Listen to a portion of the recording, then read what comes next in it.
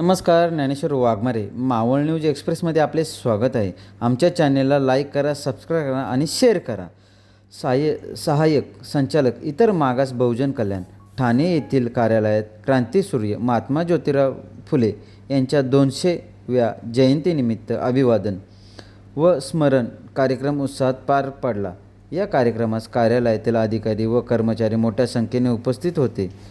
यावेळी श्रीमती श्रद्धा खैरे मॅडम यांनी महात्मा फुले यांच्या कार्याचा गौरव करत त्यांच्या सामाजिक सुधारणाबद्दल मार्गदर्शन केले। त्यांनी शिक्षण, स्त्री पुरुष समानता, सामाजिक न्याय याबाबत महात्मा फुले यांच्या विचाराचे महत्त्व अधोरेखित केले।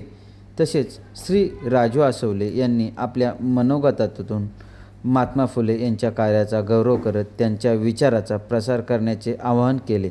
कार्यक्रमाच्या शेवटी उपस्थितांनी महात्मा फुले यांच्या प्रतिमेस पुष्पांजली अर्पण करून अभिवादन केले।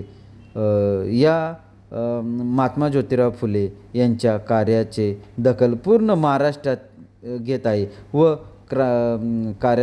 प्रत्येक कार्यालयात क्रांतीसूर्य महात्मा ज्योतिराव फुले यांच्या 200व्या जयंतीनिमित्त पूर्ण कार्यक्रमाचे आयोजन करण्यात आले आहे। ज्योतिराव फुले यांना आपण क्रांतीसूर्य म्हणतो, तर आपण त्यांना क्रांतीसूर्य असं का म्हणतो, तर क्रांतीचा सूर्य।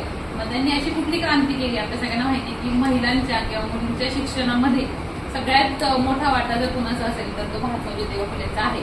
कधी कधी प्रश्न पडतो, जर ते नसते तर खरंच आम्ही आज इथे उभे राहिलो असतो का, किंवा आज मी ते जे काही उभे राहून बोलते त्यांच्याबद्दल, कदाचित आज कुठेतरी मी शेतात काम करत असते किंवा एक साधारण माझं आयुष्य असलं असतं जर ते नसते तर।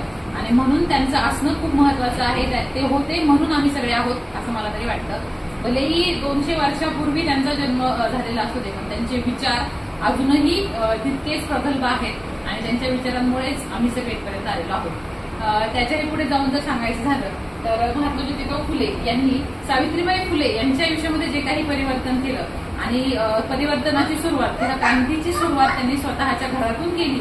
आणि अगदी एक छोटंसं पाऊल जर आपण उचललं तर 200 वर्षामध्ये ते कुठपर्यंत जाऊन पोहोचू शकतं हे आज आपण पाहू शकतो। आज महाराष्ट्रातल्या महिला कुठल्याही क्षेत्रामध्ये कमी नाहीत आणि त्याचं सर्वस्व किंवा त्याची सर्व जबाबदारी, त्याचं सर्व कार्य हे फक्त महात्मा ज्योतिराव फुले यांचंच आहे। म्हणून आज मी त्यांचे नतमस्तक होते आणि खरं तर त्यांचे आभार मानण्यासाठी आपण खूप लहान आहोत, आपण त्यांच्या उपकारांमध्ये आहोत सगळेजण। आणि आज या 200व्या जयंतीनिमित्त त्यांना मी अभिवादन करते आहे। धन्यवाद।